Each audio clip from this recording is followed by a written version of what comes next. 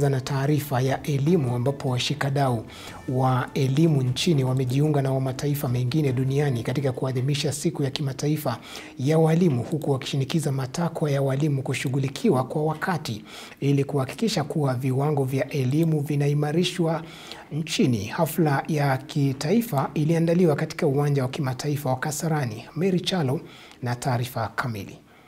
Viongozi wa miungano ya kutetea haki za walimu nchini waliwaongoza wadau katika sekta ya elimu nchini kuadhimisha siku ya walimu duniani katika hafla ya kitaifa iliyoandaliwa katika uwanja wa kimataifa wa Kasarani.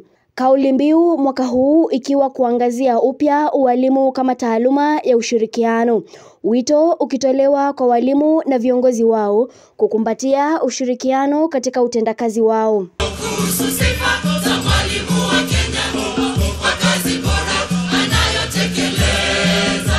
Washikadau kwenye sekta ya elimu wakitumia fursa hiyo kuwamiminia sifa walimu kote nchini kwa kazi nzuri wanayofanya kwa kuwafunza, kuwalea na kuwasaidia wanafunzi katika kujenga maisha yao ya usoni. Teachers are the greatest global assets.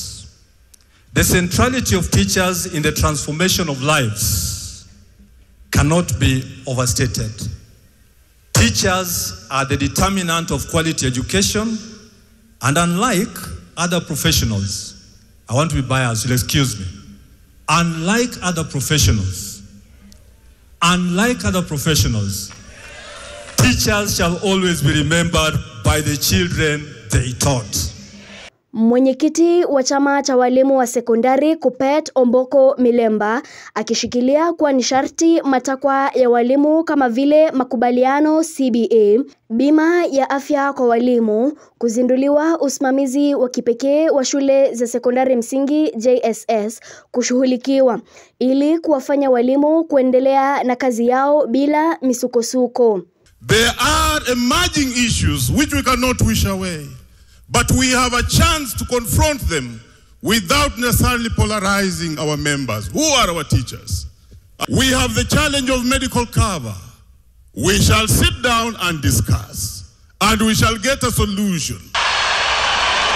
Kwa upande wake, katibu mkuu wa chama hiki cha KUPPET Akelo Misori akipendekeza ongezeko kwenye mgao wa bajeti ya kitaifa katika sekta ya elimu nchini ili kusaidia katika kuendeleza miradi shuleni, huku akitaka serikali kuzingatia swala la kuchelewesha migao shuleni.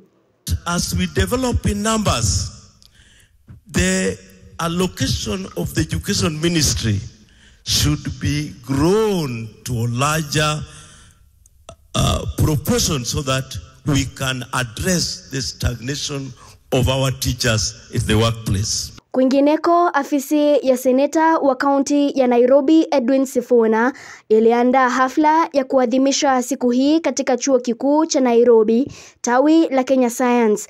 Viongozi waliohudhuria wakishinikiza maslahi ya walimu kushughulikiwa.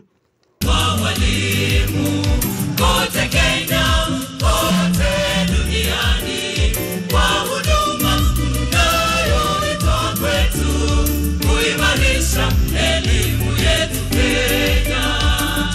Mary Chalo, Undugu TV.